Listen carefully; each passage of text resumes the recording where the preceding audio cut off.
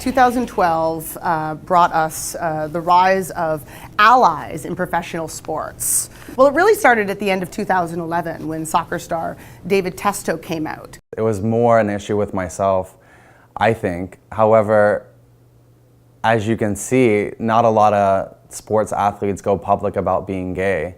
And it's because you actually put a bit of a target on your back for ridicule. That was big news, and it really lit the fuse for other players to stand up and at least call themselves allies and open the door in case any player should want to come out. Why is there no out gay professional sports people in the NHL?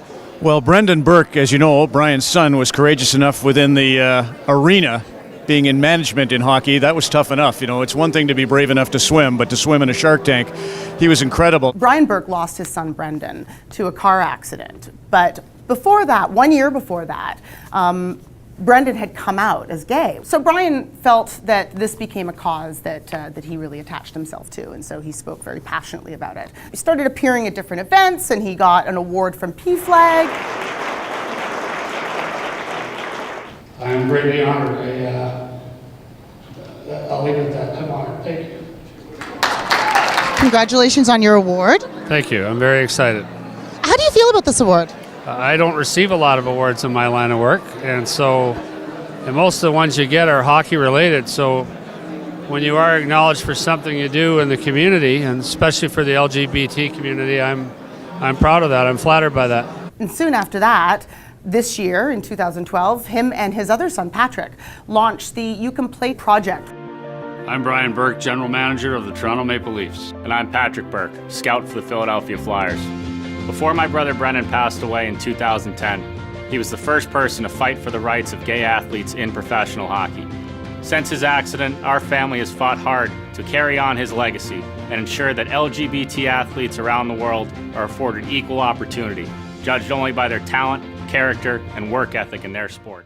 Once the You Can Play project was launched, you're right, a dam broke.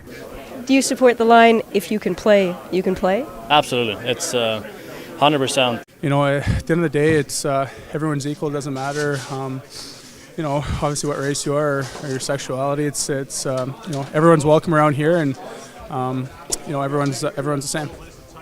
Why do you think that message is still necessary? A lot of us are closed-minded, not all of us, but you know, not just in hockey, but in society. And you know, I think you know, this opens up the idea, and you know, I think it's going to change things for the better. One after the other, it felt like almost weekly, a new player was stepping up, a new team was stepping up. I'll be the first to admit it. You know, there's times when I said stuff that in hindsight I shouldn't have said.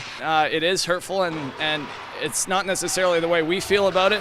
It's the way the listener interprets it, and we don't want to be put in a position where we're making someone feel uncomfortable. How welcoming would the Stampeders be of a gay player? Can he throw? Can he catch? Is he fast? It's a free country. If you can play, you can play. If you can play, you can play. If you can play, you can play. If you can play, you can play. If you can play, you can play. If you can play, you can play. Brian Burke is the real deal.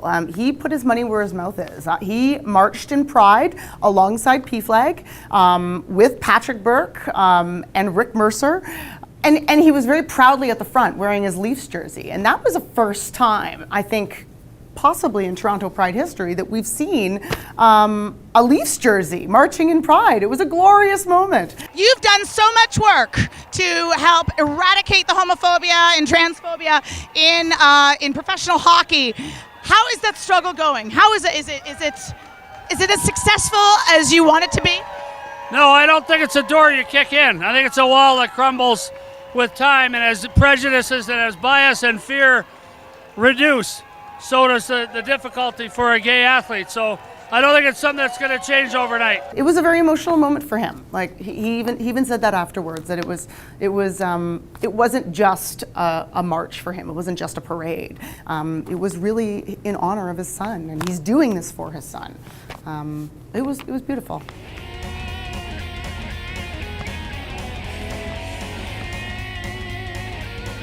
The football players we spoke to at the Toronto Argos, it wasn't a team effort like with the Marlies. The Toronto Argos, we called them, and there were 2 allied players who wanted to speak to us. Specifically with our locker room, I know that we have a very welcoming locker room. I'm sure some of the guys would feel off about it at first, but I think everybody would warm up to it. A lot of work has been done with You Can Play and Brian Burke in hockey. What are your thoughts on homophobia in football? I can't lie and say it'd be easy, but I think it would be accepted.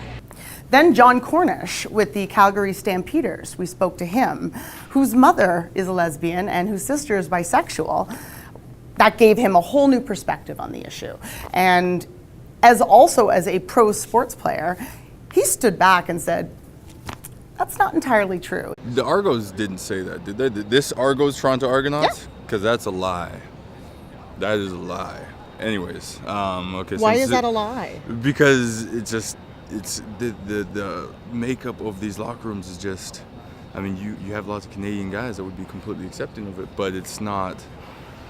A lot of people are very uncomfortable with it in the locker rooms. I wonder what's going to be the story of 2013.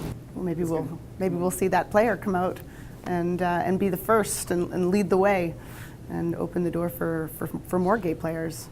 I'd like to see that.